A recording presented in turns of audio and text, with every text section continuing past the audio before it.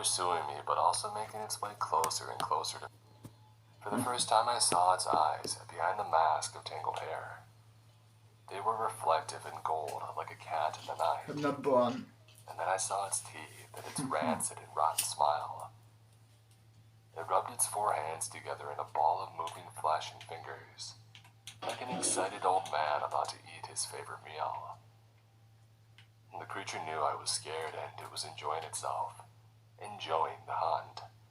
Another twig snapped underfoot. I would enjoy it I too. thought it was my own foot Killing which had a done big it. pathetic Since human. the sound was so close, but then I realized it was only a few feet away, which meant I spun around just in time to see a face appear in front of me. At first, I thought it was another one of those things, and almost took a wild swing at it. But then I saw the face of a human. Stupid. It was a man wearing a park ranger uniform. His hair was shoulder-length and greasy, and he had a long beard which was untrimmed and scraggly. Get behind me, he yelled suddenly, and I did as he asked instinctively, hearing the sound of movement coming towards us through the brush from where the creature had been. The sound of the rifle's report was deafening. My ears were still ringing when he fired again a few moments later. That's my last bullet, he said, grabbing my arm and pulling me to my feet. I hope you brought some ammunition with you. Those things don't like to die. Noises could be heard behind us, and I realized that the creature was still in pursuit, despite two well-placed rifle rounds. I was compelled to follow the strange man as he raced ahead of me, looking back at me occasionally to see if I was still trailing him.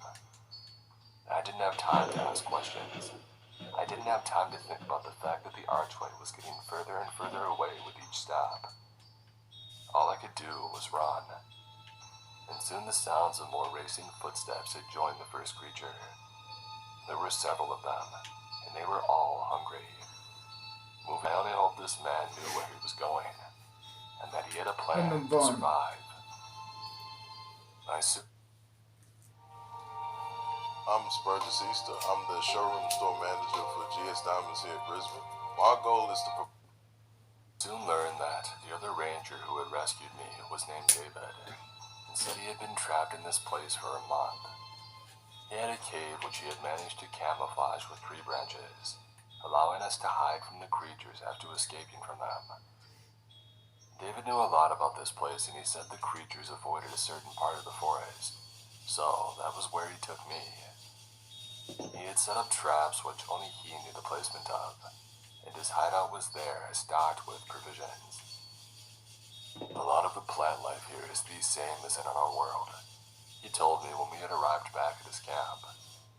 I found a patch of shiitake mushrooms, and I've been surviving on those more or less. I had a few things in my bag, an energy bar, some trail mix, the usual stuff, but I ran out of that pretty quickly. He showed me his little pile of foraged food, and I marveled at how well prepared he was. There were different species of mushrooms, some wild root vegetables, and some roughage that he had set aside to make a salad with.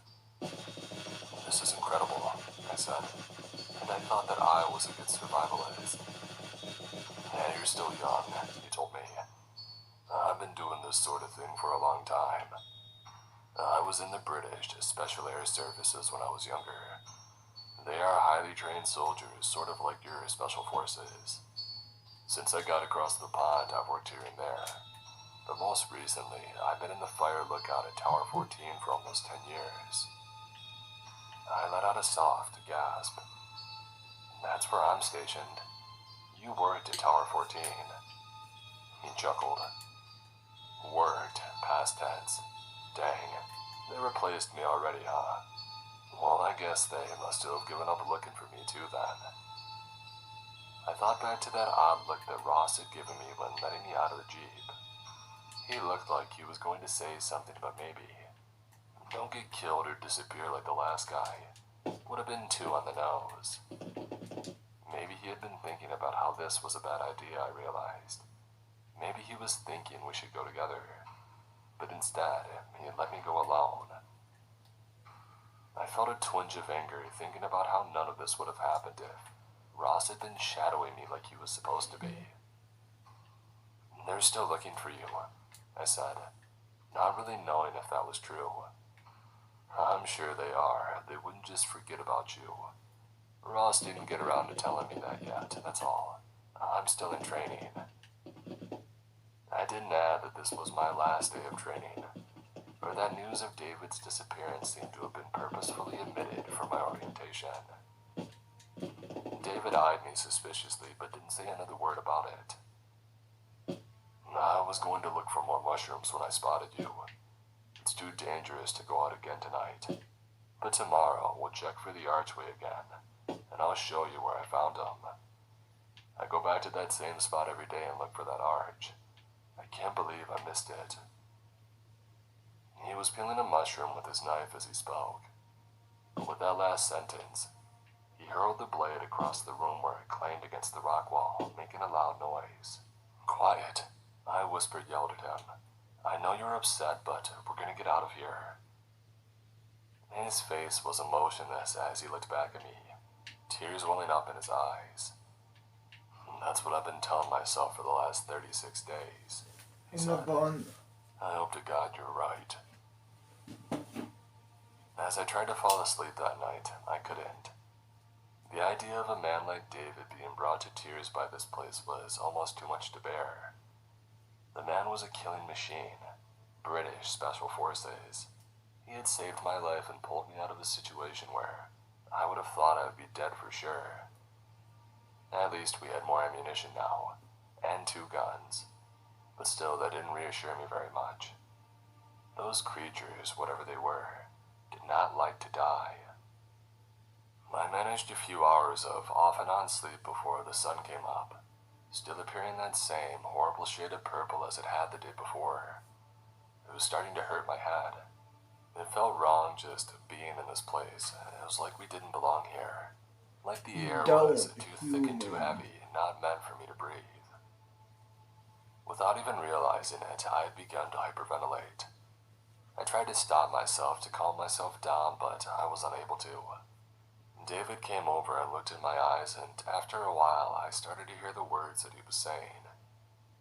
The cave was still beginning to turn darker and darker all around me, and I could feel myself losing consciousness, but I managed to listen to him.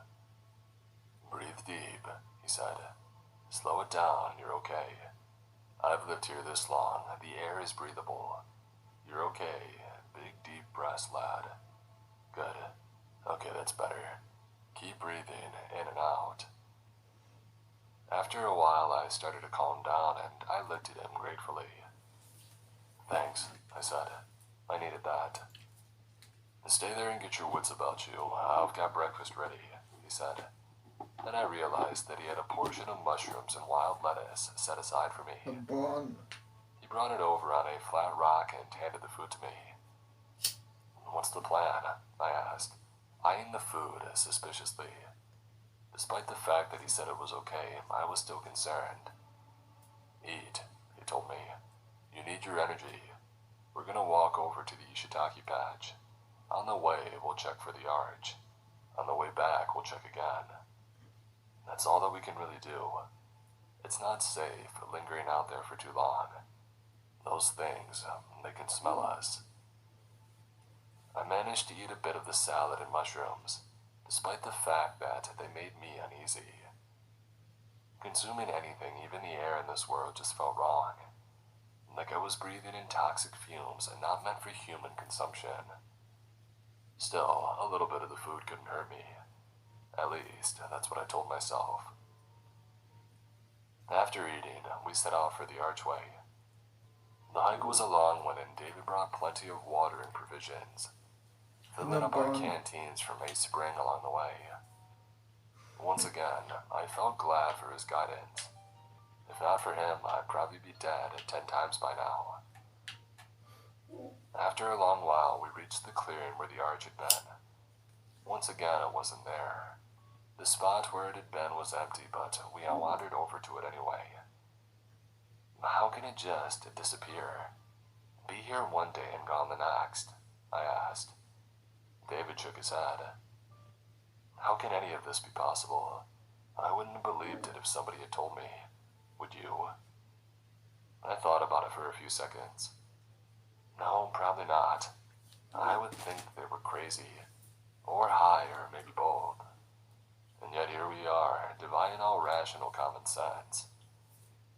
There wasn't much more to say, so we continued walking. I tried desperately to ignore the feeling that I heard the sounds of rustling leaves behind us, as if there was someone following quietly and at a distance. Every time I looked back, there was no one there. Eventually, we had reached the shiitake patch. David told me to start picking the mushrooms quickly before the creatures found us. He said they were smart and they would send out scouts. So once they knew where we were, more would be gathered together and they would come back to hunt us like pack animals. The worst part was, they knew this was a favorite spot of his, so they would be ready for him. After a few short minutes of gathering mushrooms, David told me to wrap it up. On the bond. Let's go, he said. There's no more time. Despite my fear, I couldn't believe what he was saying. We had just started and it had been such a long hike. And this amount of mushrooms would barely sustain us for a day. Well, come on, David, a few more minutes. I said, let's go. He hissed at me, his face morphing into one of rage. I almost didn't recognize him. His color changed, going red, almost purple. And there was something else, strange too. His chest seemed to spasm when he was angry. The fabric puffed in and out in a very odd way, like he was breathing much too fast. He caught me looking at him and calmed down slightly, then came over to me and grabbed my arm, dragging me away from the mushroom patch. I can see one, it's a little ways away at 6 o'clock. That means there's more. We need to start walking fast, don't run yet. Don't look. Don't let them know that we saw them. All of this he said while dragging me away from the patch, and I fought the urge to glance over my shoulder. But I did hear the distinct sound of movement now, coming closer, gaining on us steadily. Do you hear that? I asked. My heart pounding faster, my throat dry, my knees shaking. Quiet, he whispered angrily. I was silent for a few short He's been seconds. there longer than you. Closer and closer.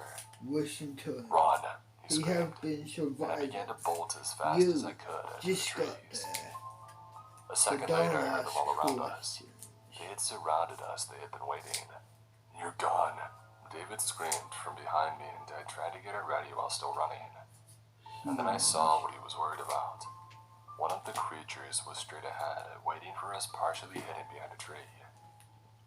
It revealed itself just barely, poking its head out to look and see how far off we were, and then it disappeared again. You see it, he shouted. Yeah. When we get to that tree, you go left and I go right. Don't get too close. I understood immediately what he was doing. He was sacrificing himself for me. By going to the right, he was running right through the eye line of the creature. He would be running past it within inches of its grasp, all to distract it so it wouldn't get me. Part of me wanted to argue, but there was no time. We were already at the tree. I ran to the left and David went right. The creature lunged at him just as I had feared, and managed to rake him with its long and talon-like fingernails. His back was bloodied as he ran, getting ahead of me as he put on speed. There's more up ahead, he yelled, and I saw them a second later. There were at least two, maybe more, hiding in the trees and waiting for us a little ways ahead. I had a feeling they would not be fooled as easily as the last one. Luckily, we had a speed advantage on the creatures, at least the ones that we had come across so far. I hated to think what a faster version of these things would look like. Our ability to outrun them was the only thing keeping us alive. I could hear them chasing after us, their heavy footsteps loud as they crushed the leaves underfoot. Let's split up, David said. You go left, I'll go right. Then we meet back in the middle. Say 100 paces from here. Got it. Sure, I agreed. Not sure what other options we had. I was deferring to him since he seemed to know what he was doing. Now, he yelled, and he branched off from our trajectory, heading to the right. At the the same time, I went left. The creatures took a moment to respond, but once they saw what we were doing, they left their hiding spots where they were waiting to ambush us. The creature closest to me came at me from my right, and I screamed as it came within a few feet of me, its horrifying arms reaching out to grab me. I felt the breeze from its hand rushing past, but managed to duck out of the way just in time, stumbling over a fallen log into face planting right afterwards. The thing crawled after me, and I felt it grab my ankle, pulling me towards it as I screamed. And kicking as hard as I could with the other leg, I brought my foot up into the creature's jaw, where it connected with a sickening crunch. It howled a cry of hurt anger as its grip loosened on my ankle for a split second. I attempted to wrench myself free, but it held on tightly. The thing was strong. I was about to kick it again when it grabbed my other leg and began to crawl in towards my face. Its oversized eyes widened with anticipation, drool pouring over its lower lip. The thing was about to eat me. As it unhinged its jaw like a python about to consume a deer, I remembered the rifle slung over my back. The thing darted its head forward toward my neck as if to start its meal with my jugular. The rifle was caught underneath my body weight. I was trying to rock side to side to pull it free while simultaneously shoving the thing away from me with my knees, kicking and bucking and doing anything I could to weasel my way from its grasp. Just as its teeth were about to snap shut around my windpipe, I managed to free the rifle. Using all of my strength, I pulled my knees back and kicked the creature in its chest, sending it reeling backwards for a half an instant. Just enough time for me to get a shot off. Boom. The blast echoed through the forest, exploding outwards from the barrel of the rifle. One moment the creature was there in front of me, and the next its head was gone, replaced by a crater jettisoning blood from the ruined remains of the creature's visage. I scrambled to my feet and ran, not looking back. After a long and harrowing run through the forest, I met up with David again. He looked even worse for wear than before. Whereas I had gotten away cleanly, he had been mauled by one of the creatures, just barely escaping with his life. He was bloodied and had gashes on his neck, his forehead, and both of his arms from defensive wounds. And worst of all, he had lost his gun in the process. And now we were down to only one weapon for defense and half the ammo. Eventually, we arrived back at the cave after a long run through the forest, barely escaping with our lives. David was in rough shape, and I helped him lay down in his bedroll. I went outside to find leaves or whatever possible to patch up his wounds, in the absence of bandages. I had a small first aid kit with me as well, which I brought everywhere, but it wasn't nearly enough for the injuries that he had sustained. I cleaned his wounds and packed the worst of them with gauze from my first aid kit, and then wrapped them with long leaves from the forest. David began pushing me away when I went to unbutton his shirt to tend to the wounds on his back. I told him to calm down, but he wouldn't stop resisting me. Eventually, I relented and told him to deal with the cuts himself. They wouldn't heal properly if he didn't do something about them. But he just closed his eyes and drifted off to sleep. The blood running from his wounds leaking onto the rock floor of the cavern while he snored. For the second night in a row, I couldn't sleep. Oh hey Bella, meet Coco Bella, dairy free, feel free. It's yogurt with all the feels. Coco Bella, feel cocoa better. I kept thinking about David and his injuries. He would be dead by the morning if I didn't do something. There was too much blood loss, and I couldn't understand why someone with his level of experience wasn't taking this seriously.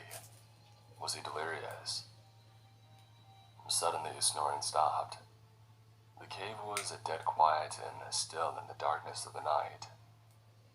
And then I heard a sound like rocks being moved, the shuffling of feet, bones creaking and cracking. There was a wet, sloppy sound, smacking lips and rending flesh. Someone pulling meat from bone and tearing bristle with sharp incisors. I peered into the darkness of the cave, looking in the direction of the sound, and my eyes slowly began to adjust. David was up and he was eating something in the corner of the dark cave. No bone. It looked like it was moving. A rat or a squirrel. He tore another bite of flesh from the writhing thing which had been moving in his grasp, and suddenly it was still again. The only sound was of him chewing. My eyes adjusted further, my heart pounding rapidly.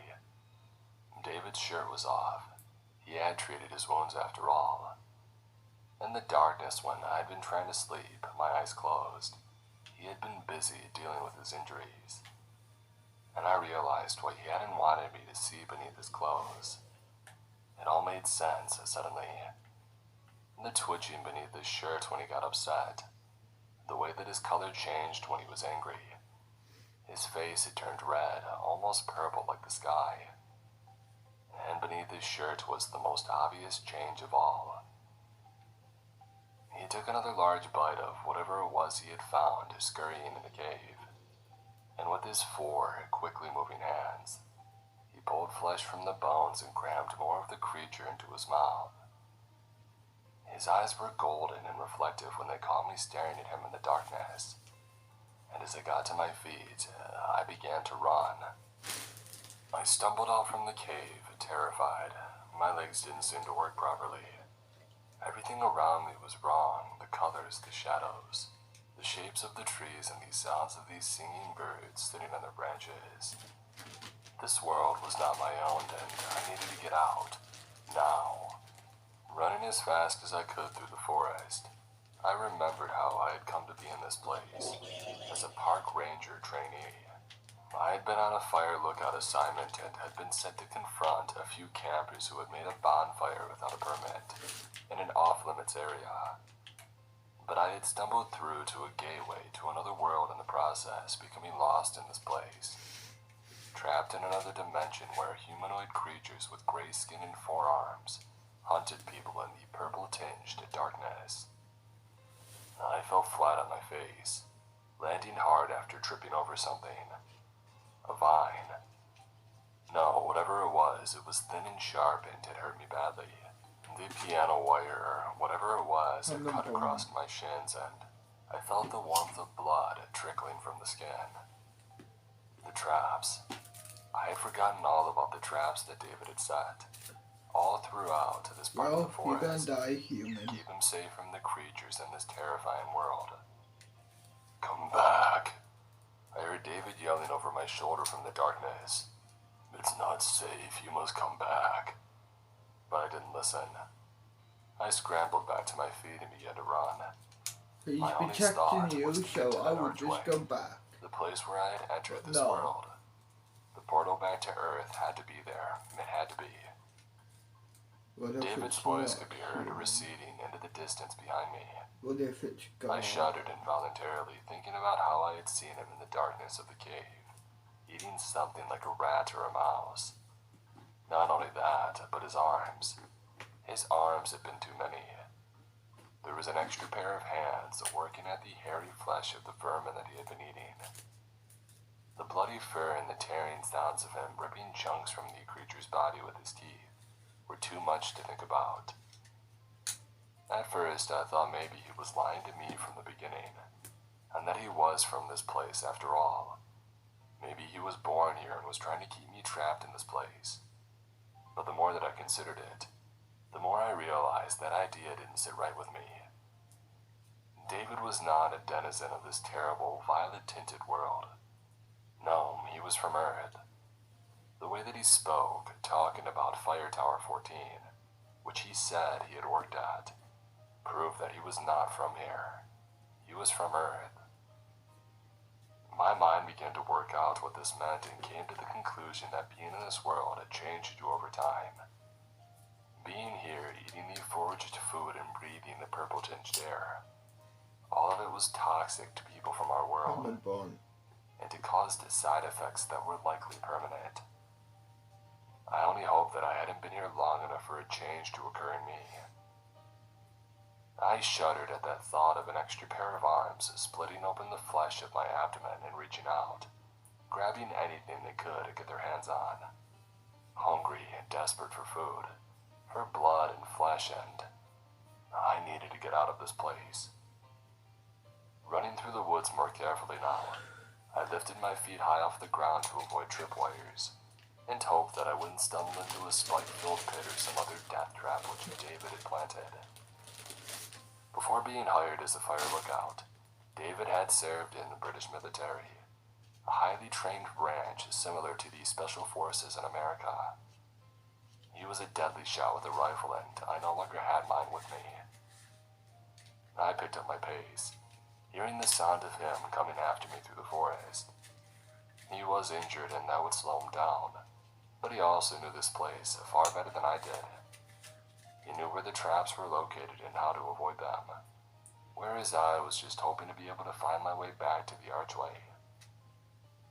The possibility of getting lost forever in the wilderness of this strange world occurred to me briefly, but I tried not to think about it. Trying to remember the way that we had traveled through the forest, I stepped tentatively across the ground, no longer running, but slowly walking through the trees now. I was terrified of stepping on a spike or tumbling into a pit with spikes at the bottom, ready to impale me. David had told me more than once to never go out alone, since he had placed traps everywhere in this area. There was a noise close behind me, and I looked back to see David was following me from a distance, and gaining on me, and I picked up my pace and began to run again. "Come back," he called after me, his voice sounding different now, distorted and wrong. "It's not safe." Breaking into a sprint, I hoped to lose him in the darkness. For a time, it seemed to work. He was slower due to his injuries or his mutations, and he was hobbling when I saw him again, trailing me from a distance now. Confident that I had managed to escape the section of forest where he was hiding his traps, I began to make my way towards the archway. There were certain landmarks that David had shown me to find my way back to it, but none of them looked quite the same at night. In fact, nothing looked the same at night. I was starting to worry that I had become completely lost when I finally saw the huge oak tree with its one low branch that pointed the way. Following David's prior advice, I continued traveling that direction. After a long period of walking, I realized the sun had begun to rise, looking purple and bloated and wrong as it always did in this world. But at least it gave another indication of which direction I should be walking towards, and it helped to light the way, making the landmarks more obvious as I came across each one. Here was the babbling brook which I would follow for a little while, and there was the strange boulder that looked like a face. I felt a pang of regret at leaving David behind after he had saved my life, showing me how to survive in this world. But then I shook my head and reconsidered. No, I couldn't go back to that cave. Maybe he was eating rats now, but what if tomorrow he had developed a taste for my flesh? What if I woke up to find him hunched over me, eating my leg or my foot? No, going back was not an option. If David was still following me, there was no indication of it. I couldn't hear him chasing me anymore, and he wasn't calling after me. Maybe because he was worried about alerting the creatures to his presence. The clearing where the archway had been was not far now. It was just another 10 minutes or so of walking, and I was just hoping it would be there this time. If it wasn't, I was completely unsure of what I would do. I had been trying not to think about that part of things, since the idea of the portal not being there was too much to bear. "Come back!" Somebody called out from the woods, suddenly startling me. It was David. At least it sounded like him. "It isn't safe." Another voice called out from my right, sounding sped up and then slowed down, like a tape recorder running low on batteries. Leaves crunched on the ground behind me and ahead of me. From all angles, there were voices calling out in distorted tones. "Come back. It isn't safe. Come back." Grid isn't safe. The more they said it, the more the words didn't sound like words anymore, but just strange alien noises. They mingled together in an echoing cacophony of sounds. My heart began to pound against my sternum like a jackhammer from the inside. My palms were sweating as I tried to lift my legs to run but realized that they wouldn't move. It was at that moment that I observed the fact that I didn't have my rifle. It dawned on me for the first time that I had left it back at the cave. Well, with go David. fuck. And as that thought went through my mind, the trees and shrubs all around me began to rustle and sway, moving aside to reveal the gray, four-armed figures who had been lying in wait. If they know you like a particular spot, they'll start to wait for you there. They're adept hunters, and they know exactly the way to ambush someone. Trust me, I've seen it for myself. David had told me. Yeah, I thought bitterly. He had seen it firsthand with the rat in the cave, as he was turning into one of them, and he was becoming a pretty good hunter himself. The pack of creatures had closed in on me from all angles, and I sucked in a terrified breath, unable to scream or run or do anything at all. It was hopeless, or so I thought. The blast of the rifle was deafening in the stillness of the forest, and I winced at the sound of it, as it took the head off the creature closest to me, which was about to grab hold of me.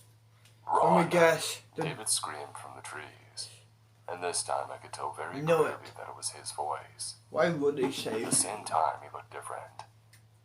He had left his shirt back at the cave, and the extra pair of arms in his abdomen were if I was him, visible I would now. just fucking And I move you could see there. that they were holding the rifle, with 4 hands Big moving fuck. rapidly. David reloaded the gun in a fraction of the time, And and that had the bond. sights up to his eye again, and he was ready to fire. I did as he asked, trying to pry my eyes away from the horrifying image of what was happening. The creatures were abandoning me to go after the bigger threat, and I saw them stomping through the brush towards him as he fired the gun again, taking off the top of one of their skulls in a bloody spray. A chunk of gray brain matter landed on my cheek, and I brushed it off in disgust. Getting to my feet, I began to run, but one of the creatures had stopped me. The one that David had just shot was still somehow alive and grabbing onto my leg, digging its talon-like claws into the flesh of my ankle, gritting its teeth and staring at me with a brainless, evil hunger. I screamed and howled in pain, turning around and using my other foot to stomp on the thing's face. As it spit out broken teeth, it smiled at me, squeezing and digging its nails in deeper until I could feel blood pouring out and soaking the fabric of my sock. Beef. Come back, it croaked in David's voice. Finally, I stepped on the thing's arm, wrenching my leg free from its grip. It was like the thing felt no pain at all, as it was immediately trying to come after me again with its other good hands. It was like all that it desired was to cause pain, but felt none of its own. Trying not to think about that, I turned away and began to run, limping on my one injured leg, ignoring the pain as I broke into a sprint. And just as I got out of sight from David, I heard him cry out in anguish. His screams cut short as one of the creatures began to chew on his windpipe. And all that could be heard after that was a hushed, gurgling sound far back in the distance, as he drowned on his own blood. Somehow I knew without even seeing it happen. David was dead. But I had no time to mourn for him. I rushed through the trees, trying to ignore the pain in my leg, hoping with every fiber of my being that the archway would be there. I spoke the words in my mind and out loud over and over again, like a mantra as the clearing came closer and drew into focus. Please be there, please be there, please be there. And when I came out from the trees and into the clearing, I almost couldn't believe my eyes. And the bond. Was it a dream, a mirage, a fantasy that would disappear when I blinked my eyes and opened them again? No, it was there. It was actually there. The archway was back, and just in the nick of time. Without a moment's hesitation, I ran through it, terrified that it would disappear before I got the chance to step through the threshold and back into my dimension. Like a man terrified of elevators and worried the box would drop out at any second, I leapt through the archway and back into the glorious golden sunlight of our world. I realized immediately what I had been missing, as the blue sky above could be seen through the trees, and I noticed I was truly warm for the first time in days, as if I had been walking in shadow, and only now was stepping out into the sun. As I began to walk back toward the road, I took a nervous look back over my shoulder at the archway, and I froze when I saw the disturbing sight behind me was still there. I could still see the purple sky on the other side, and that could only mean one thing. The portal was still open. Terrified of what that implied, I shuddered and continued walking, looking back every so often for the creatures, and hoping that the archway would disappear, this time for good. But it didn't. As I left it behind in the trees and lost sight of it, my last glimpse showed that evil purple sky shining through from the other side, insidiously waiting for another hiker to stumble through, or for something else to emerge from the other side. At least if I have to face another one of those creatures, it will be on my turf, I thought to myself with some slight reassurance.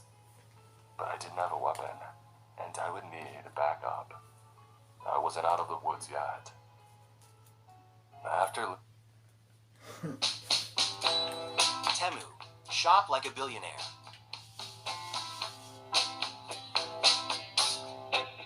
Download today and get started. Fuck off. limping through the forest for 10 or 15 minutes, eventually I found the road. A part of me had been worried that it wouldn't be there, that this would be just another world that looked like ours, one of a million different potential places that the archway could take you to, and that I would find myself wandering through some unknown forest again, set upon by some new breed of ravenous creatures with a thirst for blood. But thankfully, this did look like the road that I had been on before, and I could even see the distinctive tread marks in the mud from what appeared to be a jeep, maybe from the day when Ross had dropped me off in this very spot. I felt a twinge of anger at the thought of my supervisor, and decided that I would let him have it the moment that I saw him. He was supposed to be my backup, and I was supposed to be learning from him. Instead, he had let me go out on my own, and now look at what had happened.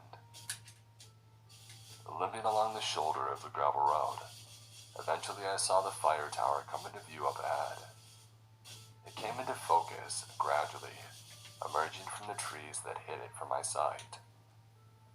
The jeep was there, and I realized instantly what that meant. Ross was up there, not out looking for me like he should have been. If he had been where he was supposed to be, none of this would have happened. I climbed the wooden steps leading up to the fire tower, getting more and more enraged as I got up further, and closer to the man who I now believed was responsible for all of this. My aching leg was bloodied, and I could feel it swelling in my pant leg and tightening around it. Finally, I reached the top and threw open the door, to find Ross sitting at the table reading a book, And the drinking a bar. cup of coffee. He looked surprised to see me, and shocked at the sight of me. "Holy crap," he almost screamed, knocking his coffee cup over. The brown liquid spilled all over the pages of his paperback. "You're back." "That's right," I hissed, limping towards him. I could feel my face turning hot and red. His eyes widened further. "What's wrong with your face? Are you okay? You're turning purple." I didn't know what to say at that. I looked in the mirror to my left and saw that he was right. I didn't look like myself at all. I looked like a monster made of rage at that moment, my face purple with anger. Huh. He's one of Suddenly them all of the now. fight left me, and I realized how utterly exhausted I was. I heaved out a great sigh and crumpled to the floor of the fire tower cabin. I collapsed on the floor, unable to understand what was happening to me. I didn't feel like myself at all. And as I did that, I felt something writhing beneath me. A squirming feeling in my abdomen, like fingers reaching out from inside, trying to poke and tear their way through the skin of my belly. I screamed, pulling up my shirt and clutching my abdomen, feeling the skin of a bulging pair of hands or a face, picturing the movie Alien. But there was nothing. No indication of anything growing or mutating inside of me, except a slight tingling there, like fingers gently brushing up against my skin from the inside, Bond. tickling me very lightly. No, I said aloud, still clutching myself tightly. Dude, what happened to you? Ross asked, looking at me with grave concern. You've been gone for 2 days. Because I am genuinely concerned. What happened to you out there? I took a few seconds before answering. I honestly didn't know what to say, until the words began spilling out of me. The same thing that happened to David, that's what happened to me. There was a delayed reaction as it took several seconds for him to register the name. But then he did, and his jaw dropped. How? Where did you hear that name? How do you know about David? I met him, I said, and was about to continue when I heard a sound from beneath the fire tower. It sounded like somebody was coming up the stairs. I shot up to my feet, my eyes darting around the room. Where's the rifle? You need to get your rifle now. Ross didn't know what to make of it at first and was about to question me, but then the look on my face seemed to convince him. He ran over to the gun rack on the wall and pulled out his rifle. Check.